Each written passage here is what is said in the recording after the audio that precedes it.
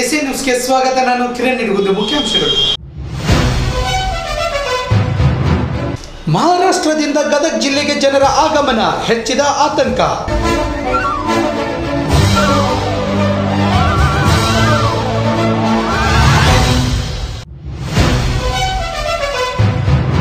ಗಜೇಂದ್ರಗಡ ತಾಲೂಕಿನಾದ್ಯಂತ ಯಾವುದೇ ಪಾಸಿಟಿವ್ ಪ್ರಕರಣಗಳು ಕಂಡು ಬಂದಿಲ್ಲ.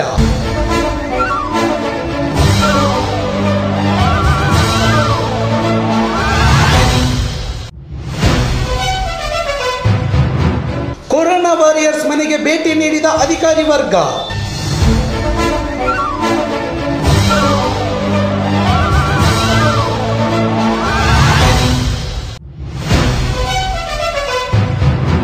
ಕೊರೋನಾ ವೈರಸ್ ಲಾಕ್ಡೌನ್ ಸಡಿಲಿಕೆ ನೀಡಿದ ಹಿನ್ನೆಲೆ ಮಾಸ್ಕ್ ಇಲ್ಲದೆ, ಸಾಮಾಜಿಕ ಅಂತರವಿಲ್ಲದೆ ಜನರ ಓಡಾಟ.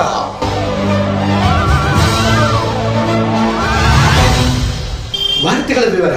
ಮಹಾಮಾರಿ ಕೊರೋನಾ ಹಾಟ್ಸ್ಪಾಟ್ನಿಂದ ನೂರಾರು ಜನರು ಮುದ್ರಣ ಕಾಶಿ ಗದಗ ಜಿಲ್ಲೆಗೆ ಆಗಮಿಸಿದ್ದಾರೆ. ಮೊದಲೇ ಕೊರೋನಾ ಕೇಸ್ ಕಡಿಮೆ ಇರೋ ಜಿಲ್ಲೆಯಲ್ಲಿ ಕೊರೋನಾ ಆತಂಕ ಸೃಷ್ಟಿಯಾಗಿದೆ. ಇನ್ನು ಮುಂಬೈಯಿಂದ ಬಂದ ಪ್ರಯಾಣಿಕರದ್ದು ಒಂದೊಂದು ಕಥೆಯಾಗಿದೆ. 1 ತಿಂಗಳ ಮಗುವಿನೊಂದಿಗೆ ಬಾಣಂತಿ ಬಂದರೆ ವಿದ್ಯಾರ್ಥಿನಿ ಕ್ವಾರಂಟೈನ್ ಆಗುವುದಿಲ್ಲ ಎಂದು ಹಠ ಮಾಡಿದ್ದಾರೆ.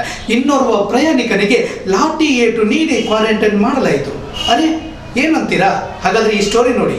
ಕೊರೋನಾ ವೈರಸ್ ಹಟ್ಟಹಾಸಕ್ಕೆ ಇಡೀ ಮಾನವ ಕುಲವೇ ತತ್ತರಿಸಿದೆ. ಹೌದು, ಅನ್ನ ನೀರು ನೆಲೆ ಇಲ್ಲದೆ ಅದೆಷ್ಟೋ ಜನ ಸಂಕಷ್ಟ ಅನುಭವಿಸುತ್ತಿದ್ದಾರೆ. ಇಷ್ಟು ದಿನ ಮಹಾರಾಷ್ಟ್ರ ರಾಜ್ಯದಲ್ಲಿ ನಾನಾ ರೀತಿಯ ಸಂಕಷ್ಟ ಎದುರಿಸಿ ಇಂದು ಕರ್ನಾಟಕದ ಗದಗ ಜಿಲ್ಲೆಗೆ ಜನರು ಆಗಮಿಸಿದ್ದಾರೆ.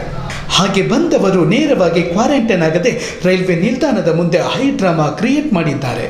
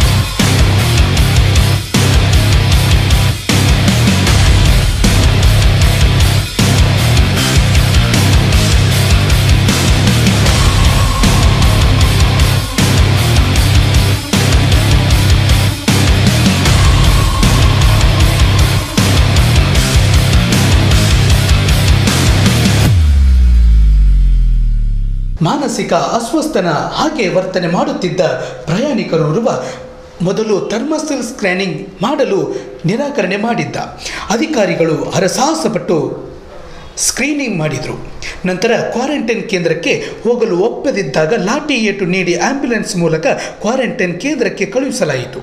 ಈ ವೇಳೆ ಕೆಲ ಹೊತ್ತು ಗೊಂದಲದ ವಾತಾವರಣ ನಿರ್ಮಾಣವಾಗಿತ್ತು.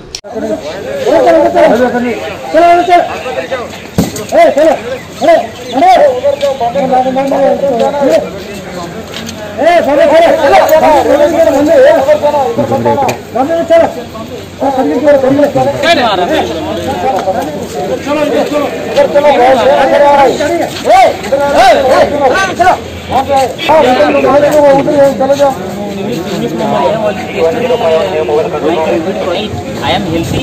I don't need any type of medical test. And all illegal things happening in India by organ trading to all things. By government office, I know very well. I am a reporter. I am an international writer. So don't try to teach us. All illegal activity, 80% organ trading is doing by this private hospitals. I am going to say. So don't teach me to do illegal things. I am an international blogger. You know about me? So you can force me to go a hospital. Here open hospital can all organ trading. All are involved with that. I am also economist, and so many e-books we have. if you all media, you should know about prevent the organ trading and all private hospitals among India is doing organ trading. I am coming to the fact. You all are in love with that. Media should know about it. Railway to police. You are telling me, you are teaching me to go ambulance. I have seen in Kalyan and Bombay, so many people are killed by organ terror, and you all are included in that. That maybe why I go to hospital, because I am healthy.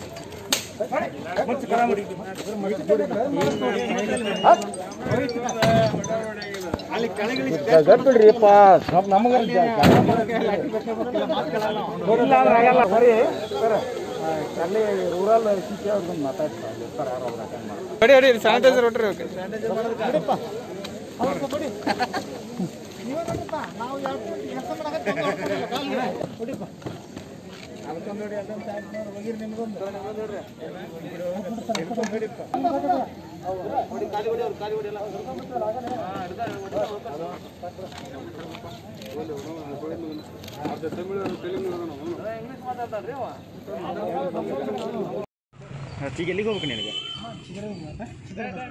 ಕ್ಷೇತ್ರದವ್ರು car ತೊಗೊಂಡಲ್ಲೇ okay ಅಲ್ಲ ನಿನ್ನ corona ಬಂದ್ರೆ ಆಗುತ್ತೆ ಬರಲ್ಲ ಅಲ್ಲೋ ಈಗ ಮುಂಬೈದ ಯಂತ್ರ ಬರತ್ತಾರ ಅವ್ರು ಬರಕತ್ತಾರ ಪರಿಚಯ ಅದಾರ ನಿಂಗೆ ಅವ್ರು ಬಾಯಿಲೆ ಬಾಯಿಲ್ ದೋಸ್ತ ಬಾರು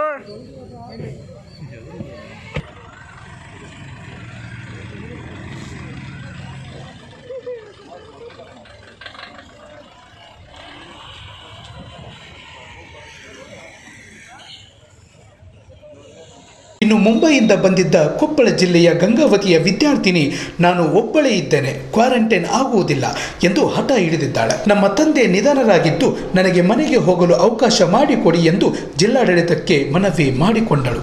ಪ್ರೈವೇಟ್ ನಾನು ಒಬ್ಬಳೇ ಹೋಗೋದ್ರಲ್ಲಿ ಅಲ್ಲಿ ಹೋಗಿ ಅವ್ರ ಡಿ ಸಿ ಜೊತೆಗೆ ನೀವು ಮಾತಾಡ್ರಿ, ನಾನು ಯಾಕೆ ಕಷ್ಟ ಇದು ಪಡಿಬೇಕು ಇಲ್ಲಿ ಇಟ್ಕೊಂಡು? ನಿಮ್ಮ ಹುಡುಗಿ ಇದ್ರೆ ನೀವು ಇಡಕ್ಕೆ ಕೊಡ್ತೀರಾ ಅಲ್ಲಿ ಒಬ್ಬ ಯಾರಿಗಂದ್ರೆ? ಮೊದಲೇ ನಮ್ಮ ಫಾದರ್ದು ಡೆತ್ ಆಗಿದೆ ಸ್ವಲ್ಪ ದಿನ ಮುಂಚೆ, ಅದಕ್ಕೂ ನಾನು ಬರೋಕ್ಕಾಗಲಿಲ್ಲ. ಅಟ್ಲೀಸ್ಟ್ ನನಗೆ ಈಗಂದ್ರೆ ಹೋಗಕ್ಕೆ ಕೊಡ್ರಿ. ಅವರು ಇಲ್ಲೇ ಕ್ವಾರಂಟೈನ್ ಮಾಡ್ರಿ, ಇಲ್ಲೇ ಅಲ್ಲಿ ಹೋಗಿ ನನಗೆ ಗಂಗಾವತಿ ಕ್ವಾರಂಟೈನ್ ಮಾಡ್ರಿ, ನನಗೇನು ಇಶ್ಯೂ ಇಲ್ಲ, ಇಲ್ಲಿ ಮಾಡಬೇಡ್ರಿ ಅಷ್ಟೇ. ನನಗೆ ಎಲ್ಲಿಂದ ಬಂದಿರಿ ಮೇಡಮ್? ನಾನು ಪುಣೆಯಿಂದ ಬಂದಿದ್ದೀನಿ. ಈಗ ಅಷ್ಟು ಟ್ರಾವೆಲ್ ಮಾಡಿ ನಾನು ಇಲ್ಲಿ ಬಂದೀನಿ. ನನಗೆ ಅಟ್ಲೀಸ್ಟ್ ನನ್ನ ಊರಲ್ಲಿ ಕ್ವಾರಂಟೈನ್ ಮಾಡಿರಿ, ಇಲ್ಲಿ ಮಧ್ಯಸ್ಥರ ಕ್ವಾರಂಟೈನ್ ಮಾಡಿ ಏನು ಸಿಗುತ್ತಾ? ನಾನು ನಿಮಗೂ ಸಹಾಯಕ ಕೇಳ್ತಾ ಇಲ್ಲ. ನನ್ನ ಕಾರ್ ಬರ್ತಾ ಇದ್ದೆ, ಅದ್ರದ್ದು ಎಕ್ಸ್ಪೆಂಡಿಚರ್ ನಾನೇ ಕೊಡ್ತಾ ಇದ್ದಿದ್ದು, ಅದನ್ನು ಹೇಳ್ತಾ ಇಲ್ಲ. ಅಟ್ಲೀಸ್ಟ್ ನನಗೆ ಅಷ್ಟಂದ್ರೆ ಸಹಾಯತ ಮಾಡಿಕೊಡ್ರಿ. ನಮ್ಮ ಜೊತೆಗೆ ಅಷ್ಟು ಯಾಕಷ್ಟು ಅನ್ಯಾಯ ಆಗ್ತಾ ಇದೆ ಗೊತ್ತಾಗ್ತಾ ಇಲ್ಲ ನನಗೆ. ಏನಂದ್ರೆ ಅಧಿಕಾರಿಗಳು ಏನು ಗೊತ್ತಿಲ್ಲ ರೀ, ನಮ್ಗೆ ಇನ್ನೂ ಏನು ಮಾತಾಡ್ಸಿಲ್ಲ ಅವರು. ನೀವು ಮೀಡಿಯಾದವರು ನೀವು ಸಹಾಯ ಮಾಡ್ಬೋದು ನಮಗೆ. ಇನ್ನು ಯಾರಿಗೆ ಹೆಲ್ಪ್ ಕೇಳಕ್ಕೆ ನಾನೊಬ್ಬಳು ಹುಡುಗಿ, ನಾನು ಹೆಂಗೆ ಇರಕ್ಕೆ ಬರ್ತಿದ್ರಿ ಇಲ್ಲಿ? ನೀವು ಯೋಚನೆ ಮಾಡಿರಿ ಸ್ವಲ್ಪ. ಒಬ್ಬರೇ ಬಂದಿದ್ದಾರೆ ನೀವು? ನಾವು ಒಬ್ಬಳೇ ಬಂದಿದ್ದೀನಿ ರೀ. ಅದು ಮೊದಲು ನಮ್ಗೆ ಏನು ಹೇಳಿಲ್ಲ ಪುಣೆದಲ್ಲಿ ನಿಮ್ಗೆ ಇಲ್ಲಿ ಕ್ವಾರಂಟೈನ್ ಮಾಡ್ತಾರೆ ಅಂತ. ನಾನು ಡೆಸ್ಟಿನೇಷನ್ ಅಡ್ರೆಸ್ ಗಂಗಾವತಿನೇ ಬರ್ತಿದ್ದೀನಿ. ಅದ್ರ ಪ್ರಕಾರ ನಮಗೆ ವ್ಯವಸ್ಥೆ ಮಾಡಿ ಕೊಡ್ಬೇಕ್ರಿ ಅವರು. ನಾವು ಎಲ್ಲಿ ಬೇಕಲ್ಲಿ ಕ್ವಾರಂಟೈನ್ ನಮ್ಮ ಕಡೆ ಏನು ಇಷ್ಟೆಲ್ಲ ಇರ್ತೈತೇನೋ ಅಮೌಂಟ್, ಮೊದಲೇ ಎಷ್ಟು ಎಕ್ಸ್ಪೆಂಡಿಚರ್ ಆಗಿದೆ ನಮ್ಮದು ಪುಣೆಯಲ್ಲಿ. 3 ತಿಂಗಳಿಂದ ಅಲ್ಲೇ ಇದ್ದೀನಿ, ಅಷ್ಟೇ ಎಕ್ಸ್ಪೆಂಡಿಚರ್ ಆಗಿದೆ. ಈಗ ಮತ್ತೆ ಹೆಂಗಂದ್ರೆ ಮಾಡಿ ಫ್ಯಾಮಿಲಿ ಕಡೆ ಬರ್ಬೇಕಂದ್ರೆ ಮಧ್ಯದಲ್ಲಿ 7 ದಿನ ಮತ್ತೆ ಏನೋ ಕ್ವಾರಂಟೈನ್. ನಮ್ಗೇನು ಕೆಲಸ ಇಲ್ಲ ಏನ್ರಿ? ಪುಣೆಯಲ್ಲಿ ಏನು ಮಾಡ್ತಾ ಇದ್ರಿ? ನಾನು ಸ್ಟೂಡೆಂಟ್ ಇದ್ದೀನಿ ರೀ.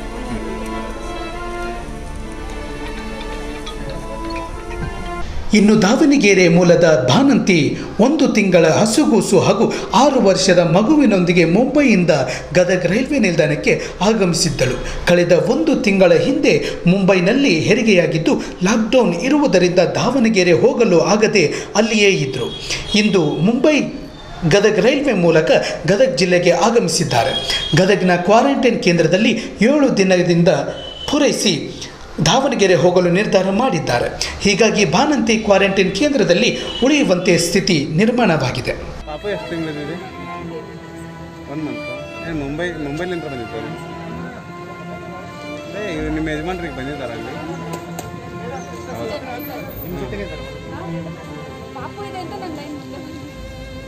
ಹಾಂ ಹಾಂ.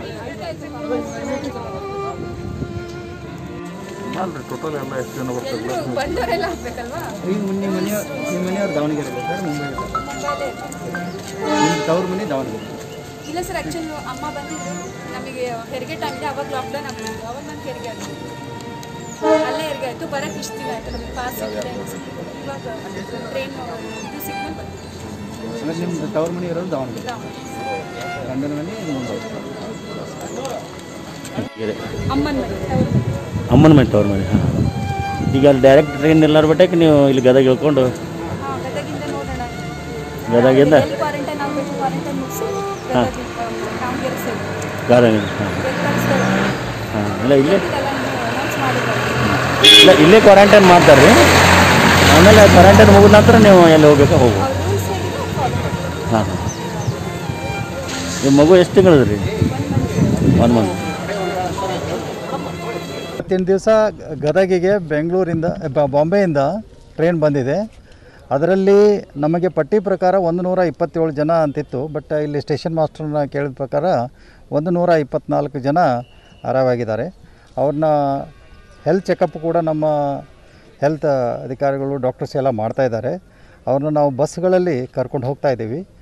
ಮತ್ತು ಅವ್ರನ್ನ ಇನ್ಸ್ಟಿಟ್ಯೂಷನಲ್ ಕ್ವಾರಂಟೈನ್ ಮಾಡ್ತೀವಿ 7 ದಿವಸ. ಅದಕ್ಕಾಗಿ 4 ಹಾಸ್ಟೆಲ್ಗಳನ್ನು ನಾವು ನಿಗದಿ ಮಾಡ್ಕೊಂಡಿದ್ದೀವಿ. ಅಲ್ಲೆಲ್ಲ ಅವರಿಗೆ ವ್ಯವಸ್ಥೆಯನ್ನು ಮಾಡ್ಕೊಂಡಿದ್ದೀವಿ.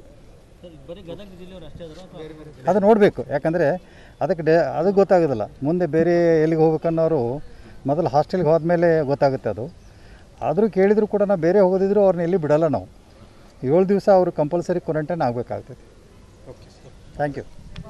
ಮುಂಬೈ ಗದಗ್ ಎಕ್ಸ್ಪ್ರೆಸ್ ರೈಲ್ ಮೂಲಕ ಗದಗ್ ಜಿಲ್ಲೆಗೆ 124 ಜನರು ಆಗಮಿಸಿದ್ದಾರೆ.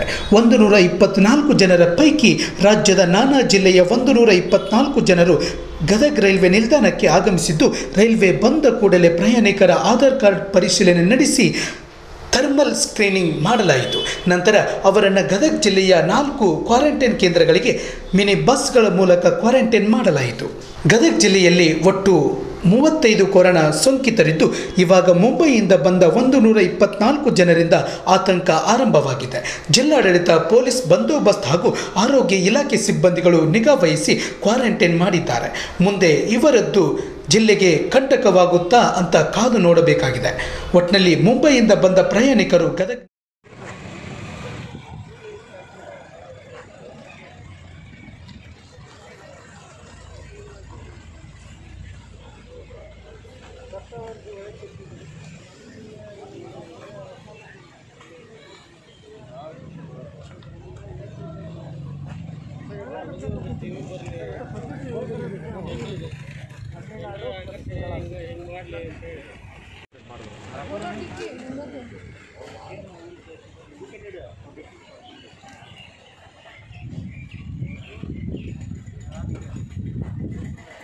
ತಮ್ಮ ಹೆಸರೇನ್ರಿ?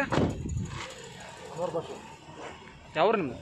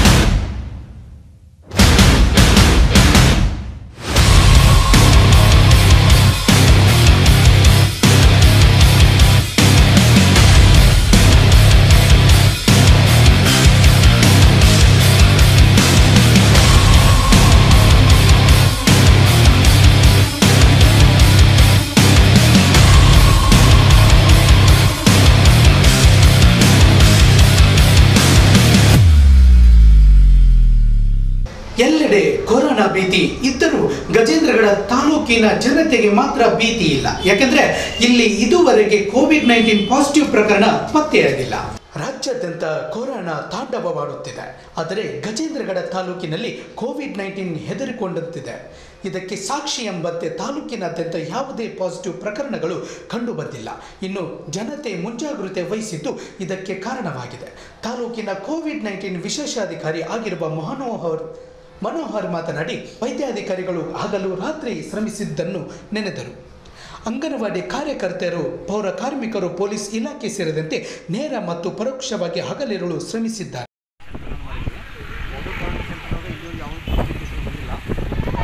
ಪ್ರತಿದಿನ ನಾವು ಹೆಲ್ತ್ ಚೆಕಪ್ ಮಾಡ್ತಾ ಇದ್ವಿ. ಔಟ್ ಆಫ್ ಸ್ಟೇಟಿಂದ ಬಂದಂಥವ್ರನ್ನ ಎಲ್ಲರನ್ನೂ ಕ್ವಾರಂಟೈನ್ ಮಾಡ್ತಾ ಇದ್ವಿ. 14 ದಿನ ಕ್ವಾರಂಟೈನ್ ಮಾಡ್ತಾ ಇದ್ವಿ. 7 ದಿನ ಕ್ವಾರಂಟೈನ್ ಮಾಡ್ತಾ ಇದ್ವಿ. ಕೇವಲ ಮಹಾರಾಷ್ಟ್ರದಿಂದ ಬಂದಂಥವ್ರು ಮಾತ್ರ ಈ ಕ್ವಾರಂಟೈನ್ಸ್ ಮಾಡ್ತಾ ಇದ್ವಿ. ಸದ್ಯಕ್ಕೆ ಕ್ವಾರಂಟೈನ್ಸ್ಗಳಿಗೆ 24 ಜನ ಇತ್ತು. ಇವತ್ತು 5 ಜನ ಡಿಸ್ಚಾರ್ಜ್ ಮಾಡಿದ್ದೀವಿ. ಇನ್ನು 19 ಜನ ಕ್ವಾರಂಟೈನ್ಸ್ ಇದ್ದಾರೆ. ಆದರೆ ಇಲ್ಲಿವರೆಗೆ ಯಾವ ಪಾಸಿಟಿವ್ ಕೇಸ್ಗಳು ಕಂಡು ಬಂದಿರಲಿಲ್ಲ. ಪ್ರತಿಯೊಂದು ಪ್ರತಿಯೊಂದು ಕೇಸ್ಗಳನ್ನು ಸಹ ಸ್ವಾಬ್ ಟೆಸ್ಟ್ ಕಳಿಸಿದ್ವಿ. ಸ್ವಾಬ್ ಟೆಸ್ಟ್ ಎಲ್ಲವೂ ನೆಗೆಟಿವ್ ಬಂದಿದ್ದಾವೆ. ಯಾವ ಪಾಸಿಟಿವ್ ಕೇಸ್ಗಳು ಇಲ್ಲಿ ಕಂಡು ಬಂದಿರಲಿಲ್ಲ. ಸರ್, ನಿಮ್ಮ ಹೆಸರು? ನನ್ನ ಹೆಸರು ಮನೋಹರ್ ಕನ್ನಿ ಅಂತಂದು ಹಿರಿಯ ಆರೋಗ್ಯ ಸಹಾಯಕರು, ಪ್ರಾಥಮಿಕ ಆರೋಗ್ಯದ ಸೂಚನೆ. ಇನ್ನು ಗಜೇಂದ್ರಗಡ ಸಮುದಾಯ ಆರೋಗ್ಯ ಕೇಂದ್ರದ ಸಿಬ್ಬಂದಿ ರಮೇಶ್ ಮಾತನಾಡಿ, ಸಾಮಾಜಿಕ ಅಂತರ ಕಾಯ್ದುಕೊಳ್ಳುವುದು ಅವಶ್ಯಕ ಎಂದರು. ಕಳೆದ 2-3 ತಿಂಗಳಿಂದ ಎಲ್ಲ ಸಿಬ್ಬಂದಿಗಳು ಪಟ್ಟ ಶ್ರಮದಿಂದ ಇಂದು ನಾವು ನಿರಳವಾಗಿದ್ದೇವೆ. ಕ್ಷೇತ್ರ ಸಿಬ್ಬಂದಿ ಸರ್ಕಾರ ತೆಗೆದುಕೊಂಡ ನಿರ್ಧಾರ ಜೊತೆಗೆ ಪುರಸಭೆ ಕಾರ್ಯವನ್ನು ಹೊಗಳಿದರು. ನಾನು ಈಗ ಈ ಕೋವಿಡ್-19 ಬಗ್ಗೆ ನಾನು ಒಂದೆರಡು ಮಾತುಗಳನ್ನು ಹೇಳಲು ಇಷ್ಟಪಡ್ತಾ ಇದ್ದೀನಿ.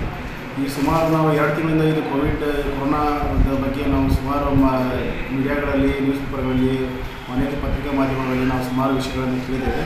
ಆದರೆ ಇದನ್ನು ನಾವು ಇಲ್ಲಿವರೆಗೂ ಗಜೇಂದ್ರಗಡದಲ್ಲಿ ಪರೀಕ್ಷೆ ಮಾಡಲಾಗಿ ಯಾವುದೇ ಒಂದು ಕೇಸ್ಗಳು ನಮಗೆ ಲಕ್ಕಿಲಿ ಯಾವುದೇ ಒಂದು ಕೇಸ್ಗಳು ನಮ್ಮ ಗಜೇಂದ್ರಗಡ ಭಾಗದಲ್ಲಿ ಇಲ್ಲಿವರೆಗೂ ಫಸ್ಟ್ ಬಂದಿರೋದಿಲ್ಲ. ಕಾರಣ ನಾವು ಇಲ್ಲಿ ಒಂದು ಜನರಿಗೆ ಇರುವಂಥ ಒಂದು ಅವೇರ್ನೆಸ್ ಅಥವಾ ನಮ್ಮ ಹಾಸ್ಪಿಟಲ್ ಸಿಬ್ಬಂದಿ ಹಾಗೂ ಡಾಕ್ಟರ್ಗಳು ಮತ್ತು ಅನೇಕ ನಮ್ಮ ಕ್ಷೇತ್ರ ಸಿಬ್ಬಂದಿ, ಆಮೇಲೆ ನಮ್ಮ ಎಲ್ಲ ಹೆಲ್ತ್ ಸ್ಟಾಫ್ ತೆಗೆದುಕೊಂಡಂಥ ಒಂದು ನಿರ್ಧಾರ ಹಾಗೂ ಪೊಲೀಸ್ ಇಲಾಖೆಯ ಒಂದು ಸಹಕಾರದಿಂದ ಹಾಗೂ ಪುರಸಭೆಯ ಸಿಬ್ಬಂದಿಯ ಸಹಕಾರದಿಂದ ಈ ಒಂದು ನಾವು ತಕ್ಕ ಮಟ್ಟಿಗೆ ನಮ್ಮ ಗಜೇಂದ್ರಗಡ ಭಾಗದಲ್ಲಿ ಈ ಒಂದು ಕೊರೋನಾ ಪಾಸಿಟಿವ್ ಕೇಸ್ಗಳನ್ನು ಬರದಂತೆ ತಡೆ ಹಿಡಿಯಲಿಕ್ಕೆ ಸಾಧ್ಯ ಆಗಿದೆ ಅಂತ ಈ ಮೂಲಕ ಹೇಳಬಹುದು. ಏನು ಕಾರಣ ಅಂತಂದರೆ ನಾವು ಇದು ಸ್ಟಾರ್ಟಿಂಗ್ ಕೊರೋನಾ ನಮ್ಮ ದೇಶಕ್ಕೆ ಬಂದ ತಕ್ಷಣ ಸುಮಾರಾಗಿ ನಮ್ಮ ರಾಜ್ಯ ಸರ್ಕಾರ, ಕೇಂದ್ರ ಸರ್ಕಾರ ಅನೇಕ ಮುಂಜಾಗ್ರತಾ ಕ್ರಮಗಳನ್ನು ತೆಗೆದುಕೊಂಡು ಅನೇಕ ಮಾರ್ಗಸೂಚಿಗಳನ್ನು ನೀಡಿತ್ತು. ಅದೇ ಪ್ರಕಾರ ನಾವು ಕೂಡ ಇಲ್ಲಿ ಬರುವಂಥ ಪ್ರತಿಯೊಂದು ವಿದೇಶದಿಂದ ಬರುವಂಥ ವ್ಯಕ್ತಿಗಳು ಹಾಗೂ ಹೊರ ರಾಜ್ಯದಿಂದ ಬರುವಂಥ ವ್ಯಕ್ತಿಗಳು ಹಾಗೂ ಸಂಶಯಾತ್ಮಕ ಸೋಂಕಿತ ವಸ್ತುಗಳನ್ನು ಎಲ್ಲರನ್ನೂ ನಾವು ಒಂದು ತಾಂತ್ರಿಕದ ಮುಖಾಂತರ ಅವ್ರನ್ನ ಪರೀಕ್ಷೆ ಮಾಡಲಾಗಿ ಅವರಲ್ಲಿ ಯಾವುದೇ ಒಂದು ಇಲ್ಲಿವರೆಗೂ ರೋಗ ಲಕ್ಷಣಗಳು ಕಂಡು ಬಂದಿಲ್ಲ. ಹಾಗಾಗಿ ಏನಾದರೂ ರೋಗ ಲಕ್ಷಣಗಳು ಕಂಡು ಬಂದಲ್ಲಿ ಯಾವುದೇ ಸಂಶಯಾತ್ಮಕ ಕೇಸ್ಗಳು ಬಂದರೆ ನಾವು ತ್ವರಿತವಾಗಿ ಅವರನ್ನು ಹೋಮ್ ಕ್ವಾರಂಟೈನ್ ಮಾಡುವುದಾಗಿ ಅಥವಾ ಬೇರೆ ನಮ್ಮ ಸರ್ಕಾರಿ ಹಾಸ್ಟೆಲ್ಗಳಲ್ಲಿ ಕೂಡ ಅವರನ್ನು ಕ್ವಾರಂಟೈನ್ ಮಾಡಿ ಮತ್ತು ಶ್ವಾಸ ಬಂದಂತಹ ರೋಗಿಗಳನ್ನು ಅದು ಇದು ಗಂಟಲು ದ್ರವ ಪರೀಕ್ಷೆಗಾಗಿ ನಾವು ತಾಲೂಕು ಹಾಸ್ಪಿಟ್ಲು ಹಾಗೂ ಜಿಲ್ಲಾ ಆಸ್ಪತ್ರೆಗೆ ಶ್ವಾಸದಂತಹ ಕೇಸ್ಗಳನ್ನು ಕಳಿಸ್ಕೊಟ್ಟಿದ್ದೇವೆ. ಆ ಮುಖಾಂತರ ಯಾವುದೇ ಕೇಸ್ಗಳು ಇಲ್ಲಿವರೆಗೂ ಪಾಸಿಟಿವ್ ಬಂದಿಲ್ಲ. ಈ ಒಂದು ಮುಖಾಂತರ ನಾವು ಇತರೆ ಒಂದು ಸಮುದಾಯಕ್ಕೆ ಇತರ ಒಂದು ಜನರಿಗೆ ಇದು ಈ ರೋಗ ಹರಡದಂತೆ ತಡೆ ಹಿಡಿಯುವುದರಲ್ಲಿ ನಾವು ಯಶಸ್ವಿಯಾಗಿದ್ದೀವಿ ಅಂತ ಹೇಳ್ಬೋದು. ಅದೇ ಕಾರಣ ಇಲ್ಲಿ ಹಾಸ್ಪಿಟಲಲ್ಲಿ ಕೂಡ ಇದು ಸೋಷಿಯಲ್ ಡಿಸ್ಟೆನ್ಸು ಹಾಗೂ ಮಾಸ್ಕ್ಗಳನ್ನು ಕಡ್ಡಾಯವಾಗಿ ಧರಿಸುವುದು, ಆಮೇಲೆ ಜನರಿಗೆ ಕೂಡ ಇದು ಮಾಸ್ಕನ್ನು ಕಡ್ಡಾಯ ಧರಿಸಲಿಕ್ಕೆ ತಿಳಿ ಹೇಳುವುದು ಹಾಗೂ ಸೋಷಿಯಲ್ ಡಿಸ್ಟೆನ್ಸನ್ನು ಮೇಂಟೈನ್ ಮಾಡಲಿಕ್ಕೆ ಇದು ನಮ್ಮ ಪ್ರಾಥಮಿಕ ಸ್ಕೂಲ್ ಟೀಚರ್ಗಳಾಗಲಿ, ಅಂಗನವಾಡಿ ಟೀಚರ್ಗಳಾಗಲಿ ಹಾಗೆ ಇತರ ಸಣ್ಣ ಸಂಸ್ಥೆಗಳ ಮುಖಾಂತರ ನಾವು ಸಾರ್ವಜನಿಕರು ಸಾಕಷ್ಟು ಇದರ ಬಗ್ಗೆ ಅವೇರ್ನೆಸ್ಗಳನ್ನು ಮೂಡಿಸುವಂಥ ಕಾರ್ಯಕ್ರಮಗಳನ್ನು ಜಾಥಾ ಕಾರ್ಯಕ್ರಮಗಳ ಮೂಲಕ ಪೊಲೀಸ್ ಇಲಾಖೆ, ನಮ್ಮ ಸಿಬ್ಬಂದಿ ಇಲಾಖೆ ಮತ್ತು ಆರೋಗ್ಯ ಇಲಾಖೆಗಳು ಕೂಡ ಜಾಥಾ ಮುಖಾಂತರ ಇದು ಜನರಿಗೆ ಅವೇರ್ನೆಸ್ ಮಾಡುವಂಥ ಕಾರ್ಯಕ್ರಮ ಮಾಡಿದ್ದೇವೆ. ಹಳ್ಳಿಗೆ ಭೇಟಿ ಕೊಟ್ಟು ಈ ರೋಗದ ಬಗ್ಗೆ ನಾವು ಅವೇರ್ನೆಸ್ ಮಾಡುವಂಥ ಒಂದು ಕೆಲಸವನ್ನು ಮಾಡಿದ್ದೇವೆ. ಮೈಕಿಂಗ್ ಮುಖಾಂತರ ಸುಮಾರು ವಿಧಾನಗಳ ಮುಖಾಂತರ ನಾವು ಇದೊಂದು ಸಾರ್ವಜನಿಕರ ಬಗ್ಗೆ ಈ ಒಂದು ರೋಗದಿಂದ ಯಾವ ರೀತಿ ನಾವು ಮುಂಜಾಗ್ರತಾ ಕ್ರಮವನ್ನು ತೆಗೆದುಕೊಳ್ಳುವ ಒಂದು ನಿಟ್ಟಿನಲ್ಲಿ ಸುಮಾರು ನಾವು ಅವರಿಗೆ ಇದರ ಬಗ್ಗೆ ಶಿಕ್ಷಣ ಕೊಟ್ಟಿದ್ದೇವೆ. ಈ ಮೂಲಕ ನಾವು ಜನರಿಗೆ ಅವೇರ್ನೆಸ್ ಒಂದು ಕಾರ್ಯಕ್ರಮವನ್ನು ಮಾಡಿಸಿ ನಮ್ಮ ಪೊಲೀಸ್ ಇಲಾಖೆ, ಆರೋಗ್ಯ ಇಲಾಖೆ, ಪುರಸಭೆ ಇಲಾಖೆ, ಇತರ ಸಂಘ ಸಂಸ್ಥೆಗಳು ಎಲ್ಲರೂ ಸೇರಿ ಈ ಒಂದು ರೋಗವು ಇಲ್ಲಿ ನಮ್ಮ ಗಜೇಂದ್ರಗಡ ಭಾಗ ಮತ್ತು ಸುತ್ತಮುತ್ತ ನಿರೂಪಣವಾಗದಂತೆ ತಡೆ ಹಿಡಿಯುವಲ್ಲಿ ತಕ್ಕ ಮಟ್ಟಿಗೆ ಯಶಸ್ವಿಯಾಗಿದೆ ಈ ಮೂಲಕ ಹೇಳಲು ಬಯಸ್ತಾರೆ.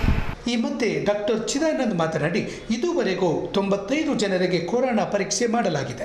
ಅದರಲ್ಲಿ ವಿಶೇಷವಾಗಿ 35 ಜನರಿಗೆ ತಾಲೂಕಿಗೆ, 60 ಜನರನ್ನು ಜಿಲ್ಲಾ ಆಸ್ಪತ್ರೆಗೆ ಗಂಟಲು ದ್ರವ ಪರೀಕ್ಷೆಗೆ ಕಳುಹಿಸಲಾಗಿದೆ. ಆದರೂ ಇದುವರೆಗೆ ಯಾವುದೇ ಕೊರೋನಾ ಪಾಸಿಟಿವ್ ಬಂದಿಲ್ಲ ಎಂಬುದೇ ಸಂತಸದ ವಿಷಯ ಎಂದರು. ನಮಸ್ಕಾರ, ನಾನು ಡಾಕ್ಟರ್ ಚಿದಾನಂದ್ ಮುಂದಾಸದ್ ಅಂತೇಳಿ ವೈದ್ಯಾಧಿಕಾರಿ CSC ಗಜೇಂದ್ರಗಡದಲ್ಲಿ ಕೆಲಸ ಮಾಡ್ತಾ ಇದ್ದೀನಿ.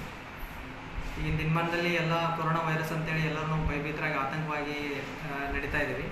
ಇದುವರೆಗೆ ನಮ್ಮ ಗಜೇಂದ್ರಗಢದಲ್ಲಿ ನಾವು ಒಟ್ಟಾರೆ 95 ಜನರಿಗೆ ಸ್ವಾಬ್ ಟೆಸ್ಟ್ ಕಲೆಕ್ಷನ್ ಮಾಡಿದ್ದೀವಿ. ಅದರಲ್ಲಿ 60 ಜನ ಜಿಲ್ಲಾಸ್ಪತ್ರೆಗೆ ಮತ್ತು 35 ಜನ ತಾಲೂಕು ಹಾಸ್ಪಿಟಲ್ ರೋಣಕ್ಕೆ ಸ್ವಾಬ್ ಟೆಸ್ಟ್ ಕಲೆಕ್ಷನ್ ಕಳಿಸಿದ್ದೀವಿ. ಎಲ್ಲರಿಗೂ ನಾವು ಹೋಮ್ ಕ್ವಾರಂಟೈನ್ ಅಡ್ವೈಸ್ ಮಾಡಿದ್ದೀವಿ. ಅದರಲ್ಲಿ ಇನ್ನು 19 ಜನದ ಹೋಮ್ ಕ್ವಾರಂಟೈನ್ ಮುಗಿತಾ ಇದೆ, ಇರುವುದರೆಲ್ಲ ಕಂಪ್ಲೀಟ್ ಮಾಡಿದ್ದಾರೆ. ಇದುವರೆಗೆ ಬೇರೆ ಜಿಲ್ಲೆ ಬಂದವರು 1260 ಅವನ್ನೆಲ್ಲರೂ ನಿಗಾದಲ್ಲಿ ಇಟ್ಟಿದ್ವಿ. ಎಲ್ಲರೂ ಕೂಡ ಯಾವುದೇ ಥರ ಸಿಂಟಮನ್ನು ನಾವು ಅಬ್ಸರ್ವ್ ಮಾಡಿದ್ವಿ, ಯಾವುದೇ ಥರ ಸಿಂಟಮ್ಸ್ಗೆ ಯಾವಿಲ್ಲ, ಅವರೆಲ್ಲರೂ ಆರೋಗ್ಯವಾಗಿದ್ದಾರೆ. ಈಗ ಹೋಮ್ ಕ್ವಾರಂಟೈನಲ್ಲೇ ನಾವು ಮೇಂಟೈನ್ ಮಾಡೋಕ್ಕೆ ಹೇಳಿದ್ದೀವಿ. ಮುಖ್ಯವಾಗಿ ಈ ಕೊರೋನಾ ವೈರಸ್ಸನ್ನು ನಾವು ತಡೆ ಹಿಡಬೇಕಂತಂದರೆ ನಾವು ವೈಯಕ್ತಿಕ ಪ್ರೊಟೆಕ್ಷನನ್ನು ನಾವು ಮಾಡ್ಕೋಬೇಕಾಗುತ್ತೆ. ವೈಯಕ್ತಿಕ ಪ್ರೊಟೆಕ್ಷನಲ್ಲಿ ಸೋಷಿಯಲ್ ಡಿಸ್ಟೆನ್ಸನ್ನು ಮೇಂಟೈನ್ ಮಾಡ್ಕೋಬೇಕು, ಮಾಸ್ಕನ್ನು ಹಾಕೋಬೇಕು. ಆಮೇಲಿಂದ ಪದೇ ನಮ್ಮ ಹ್ಯಾಂಡನ್ನು ನಾವು ಕೈಯನ್ನು ವಾಶ್ ಮಾಡಿಕೊಂಡು ಸ್ಯಾನಿಟೈಸರ್ ಯೂಸ್ ಮಾಡ್ಕೋಬೇಕು. ಇದರಿಂದ ನಾವು ಕೊರೋನಾ ವೈರಸ್ಸನ್ನು ಸೊಸೈಟಿ ಒಳಗೆ ಹಬ್ಬುವುದನ್ನು ತಡಿಬೋದು. ವೈಯಕ್ತಿಕ ಜಾಗರೂಕತೆಯಿಂದ ಮತ್ತು ಅದರ ಬಗ್ಗೆ ಅವೇರ್ನೆಸ್ ಇರೋದ್ರಿಂದ ನಾವು ಡಿಸೀಸನ್ನು ಕಂಟ್ರೋಲ್ ಮಾಡ್ಕೋಬೋದು ಅಂತ ಈ ಮೂಲಕ ನಾನು ಹೇಳೋದು. ಇನ್ನು ಜನತೆಗೂ ಕೂಡ ಕೋವಿಡ್ ಭಯವಿಲ್ಲದೆ ಓಡಾಡುತ್ತಿದ್ದಾರೆ. ಇನ್ನು ಮುಂದೆಯೂ ಕೊರೋನಾ ಬಾರದಿರಲಿ ಎಂದು ಸಾರ್ವಜನಿಕರು ಚರ್ಚಿಸುತ್ತಿದ್ದಾರೆ.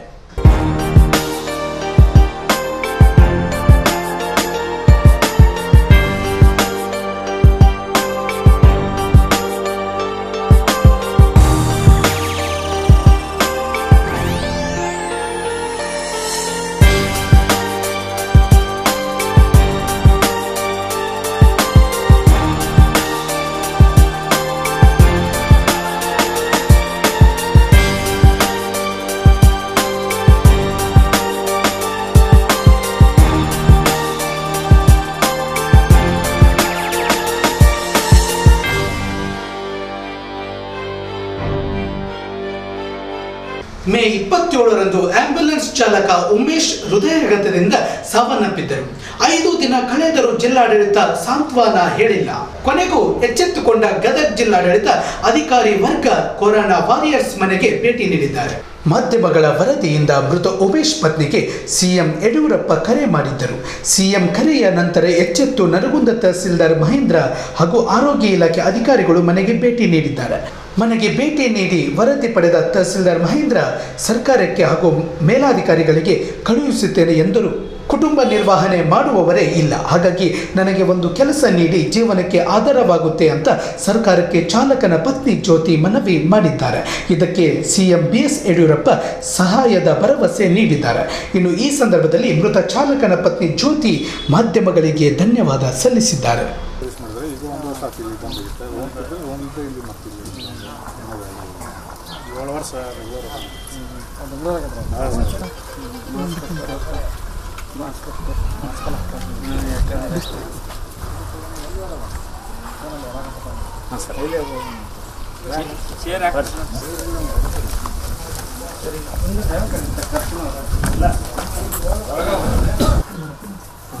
ಯಾವತ್ತಮ್ಮ ಡೆತ್ ಆಗಿದ್ದು?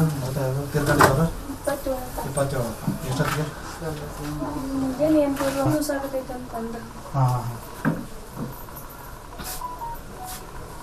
ಮೊದಲು ಏನು ಫೋನ್ ಹಚ್ಚಿದ್ದದೆ ಅವ್ರನ್ನ ಕ್ರಾಸ್ ಮಾಡ್ತಾರೆ ಬಿಟ್ಟು ಆರೋಡ ಕರ್ಕೊಂಡು ಹೋಗ್ತಿದ್ವಿ. ಅಲ್ಲೇ ಆಂಬ್ಯುಲೆನ್ಸ್ ಧಾರವಾಡಗೆ ಅವರು ಅದೇ ಏನೇನಾಯ್ತು ಈ ಥರದ್ದೆಲ್ಲ ನಾವು ಮಾಹಿತಿನ ನಾವು ಇದಕ್ಕೆ ಡಿ ಸರ್ ಕಳಿಸ್ತೀವಿ. ಮುಂದಿಂದು ಕ್ರಮ ಡಿ ಸರ್ ತಗೋತಾರೆ. ಸೊ ನೀವು ಅದೇ ಫೋನ್ ಮಾಡಿದ್ರಲ್ಲ ಮುಖ್ಯಮಂತ್ರಿಗಳಿಗೆ ಕ್ರಮ ತಗೋಬೇಕು. ಆದ್ರೆ ಇನ್ನು ಸಮಸ್ಯೆ ಇಲ್ಲ, ನಾವು ಇದೇನಿದೆ ಎಲ್ಲ ಮಾಹಿತಿ ಕೊಡ್ತಿದ್ದೇವೆ, ಡಿ ಸರ್ಗೆ ಕಳಿಸ್ತೀವಿ. ಮುಂದಿಂದು ಅದೇನು ಡಿ ಸರ್ ಅವ್ರ ಮುಂದಿನ ಕ್ರಮ ತಗೋತಾರೆ. ಅವ್ರಿಗೆ ಇದು ಒಂದು ಮಣಿ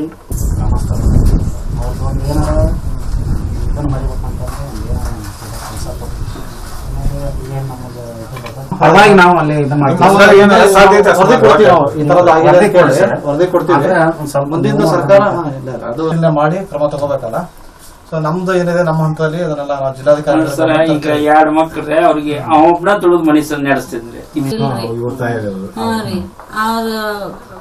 ನನ್ನ ಪರಿಸ್ಥಿತಿನ ಅಕ್ಕಿ ಬಂದ ತಾರೀಗ ನಾನು ದುಡ್ದ ಅವ್ರನ್ನ ಸಾಕಿದ್ನ್ಯಾರ. ಈಗ ಅಕ್ಕಿ ಮಕ್ಕಳನ್ನ ದುಡ್ದ ಸಾಕೋದಂದ್ರ ಇದಾಗುದಿಲ್ಲ. ಅಕ್ಕಿಗಂತಿ ಹೊಲಕ್ ಹೋಗಿ ಮನೆಗೆ ಹೋಗಿ ಏನು ಗೊತ್ತಿಲ್ಲ. ಯಾವ್ದಾರ ಒಂದು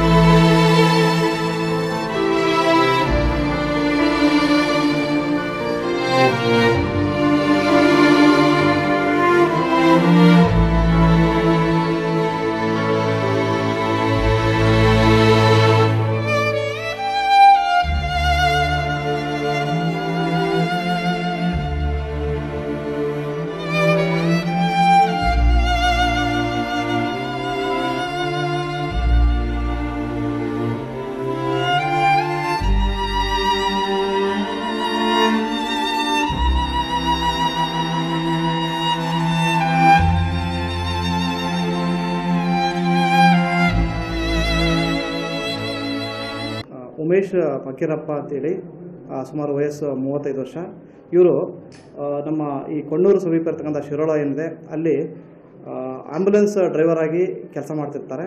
ಸೊ ಇವರು ದಿನಾಂಕ 27ನೇ ತಾರೀಕು ಏನು ಈ ಕೊರೋನಾ ವೈರಸ್ ವಿರುದ್ಧವಾಗಿ ಏನು ಹೋರಾಟ ನಡೀತಿದೆ ಆ ಒಂದು ಸಂದರ್ಭದಲ್ಲಿ ಆಂಬ್ಯುಲೆನ್ಸ್ ಡ್ರೈವರ್ ಆಗಿದ್ದಂಥ ಇವರು ಆವತ್ತಿನ ದಿನ 27ನೇ ತಾರೀಕು ಹೃದಯಾಘಾತದಿಂದ ಮೃತಪಟ್ಟಿರ್ತಾರೆ ಅಂತೇಳಿ ನಮಗೆ ಮಾಹಿತಿ ಬಂದಿರುತ್ತೆ. ಸೊ ಈ ವಿಷಯವಾಗಿ ನಾವು ಮಾಹಿತಿಗಳನ್ನು ಕಲೆ ಹಾಕಿದ್ದೇವೆ. ಸೊ ಜೊತೆಗೆ ನಾನು ಕೂಡ ಕೊಣ್ಣೂರು ಅವರ ಗ್ರಾಮ ಕೊಣ್ಣೂರು ಗ್ರಾಮಕ್ಕೆ ಹೋಗಿಬಿಟ್ಟು ಸ್ವತಃ ನಾನು ಅವರ ಮನೆಗೆ ಹೋಗಿ ಭೇಟಿ ಕೊಟ್ಟು ಬಂದಿದ್ದೀನಿ.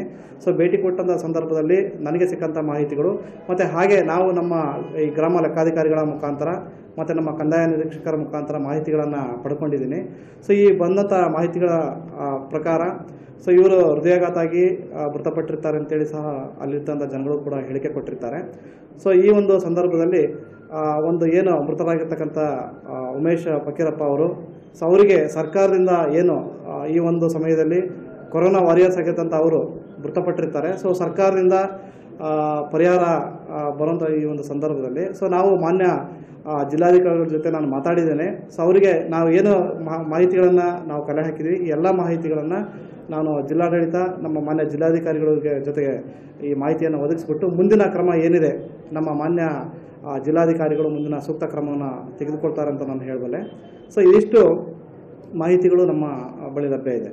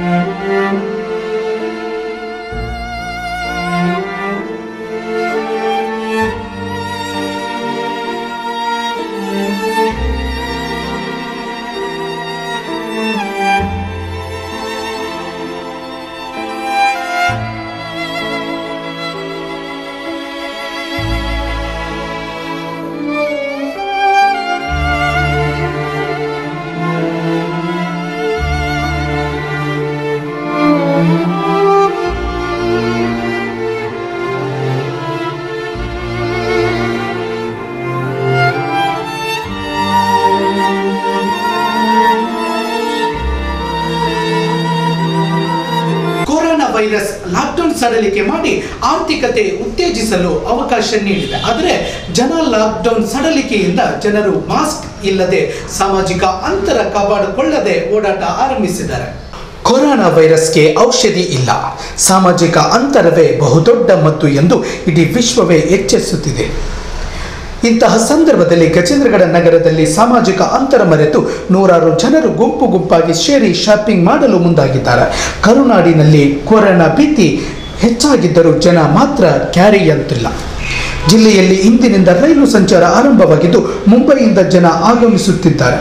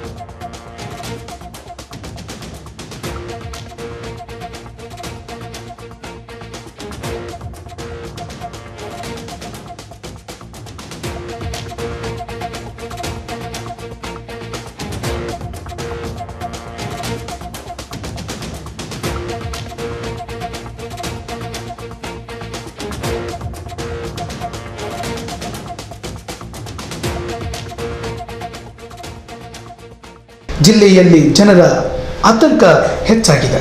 ಕೊರೋನಾ ಸೋಂಕು ಭೀತಿ ದಿನದಿಂದ ದಿನಕ್ಕೆ ಹೆಚ್ಚಾಗುತ್ತಲೇ ಇದೆ. ಆದರೆ ಜನ ಮಾತ್ರ ಕೊರೋನಾಕ್ಕಿಂತ ದಿನಸಿ ವಸ್ತು ಹಾಗೂ ಶಾಪಿಂಗ್ ಮಾಡಲು ತೊಡಗಿದ್ದಾರೆ. ಈ ಮೂಲಕ ಸರ್ಕಾರದ ನಿಯಮಗಳನ್ನು ಗಾಳಿಗೆ ತೂರಿದ್ದಾರೆ. ನಗರದ ಕೆಕೆ ವೃತ್ತ, ದುರ್ಗಾ ವೃತ್ತ ಮಾರುಕಟ್ಟೆಯಲ್ಲಿ ಜನ ಕಿಕ್ಕೇರಿದು ಸೇರಿದ್ದಾರೆ. ಸಾಮಾಜಿಕ ಅಂತರ, ಮುಖಕ್ಕೆ ಮಾಸ್ಕ್ ಮರೆತು ಕೆಲ ಜನರಲ್ಲಿ ಆತಂಕ ಮನೆ ಮಾಡಿದೆ.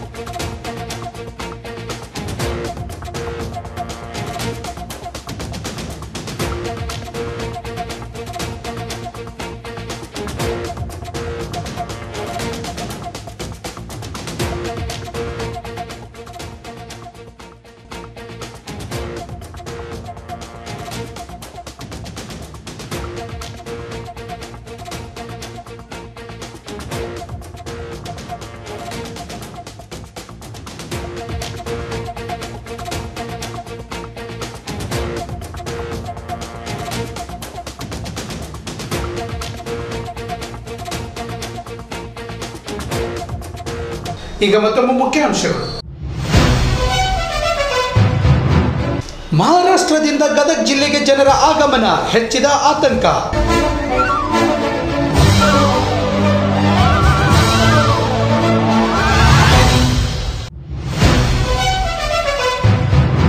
ಗಜೇಂದ್ರಗಡ ತಾಲೂಕಿನಾದ್ಯಂತ ಯಾವುದೇ ಪಾಸಿಟಿವ್ ಪ್ರಕರಣಗಳು ಕಂಡು ಬಂದಿಲ್ಲ.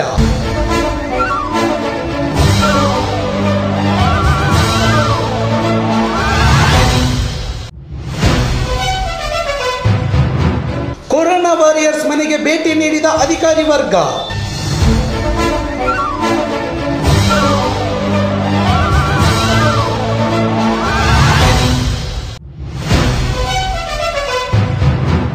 ಕೊರೋನಾ ವೈರಸ್ ಲಾಕ್ಡೌನ್ ಸಡಿಲಿಕೆ ನೀಡಿದ ಹಿನ್ನೆಲೆ ಮಾಸ್ಕ್ ಇಲ್ಲದೆ, ಸಾಮಾಜಿಕ ಅಂತರವಿಲ್ಲದೆ ಜನರ ಓಡಾಟ.